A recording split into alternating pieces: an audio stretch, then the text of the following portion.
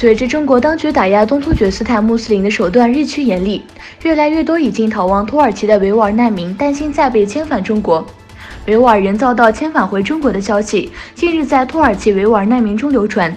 其中流传的最广的一个例子是，一位带着2个孩子的母亲被当局塞给一本塔吉克斯坦护照后，先把她和孩子送到塔吉克斯坦，然后在那里被送回了中国。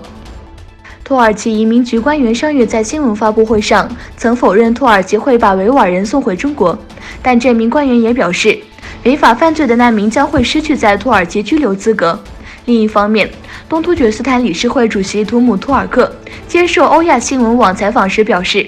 ，30岁的维吾尔女人子奈蒂孤里和她的2个孩子于6月27日通过塔吉克斯坦引渡到中国，目前她在监狱里，2个孩子被交给奶奶。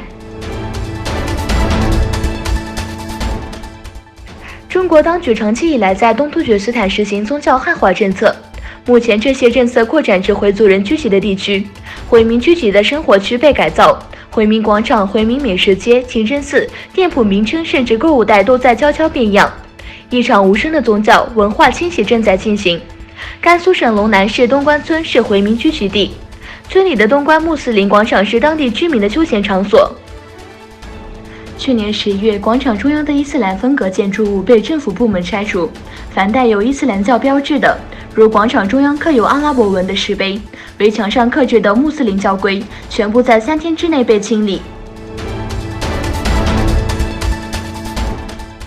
特朗普政府8月12日宣布新的移民政策，缩减合法移民的资格与条件。白宫的声明说，大量非公民以及他们的亲属占我们慷慨公共福利制度的便宜。这些有限的资源本来可以给予脆弱的美国人，造成美国纳税人的负担。特朗普总统在声明中说，这是为了保障美国公民的福利。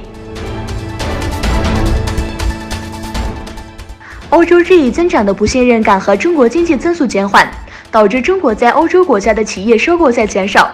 2019年，中国公司在欧洲的收购和投资支出大大低于前一年。根据安永企业咨询公司的调查报告，中国投资商对欧洲的投资宛如落潮般急剧下降，在整个欧洲的投资比去年降低80%。根据安永做的有关中国企业投资的调查报告，虽然中方参股合并购了欧洲的81个企业，但大部分是小型投资。总体而言，中国投资商对欧洲的投资今年上半年只有24亿美元，与去年同期相比下跌了80%。据旅行电视台报道，也门胡塞部队向沙特阿拉伯西南部的奈基兰的基地发射4枚弹道导弹，但没有报告确切的沙特侵略者的伤亡人数。伊朗支持的胡塞运动军事当局表示，胡塞部队向沙特阿拉伯西南部的奈基兰边境口附近的军事基地发射了弹道导弹，有沙特士兵伤亡。在沙特阿拉伯的官方媒体中没有提到这次袭击事件，也无法立即联系沙特官员发表评论。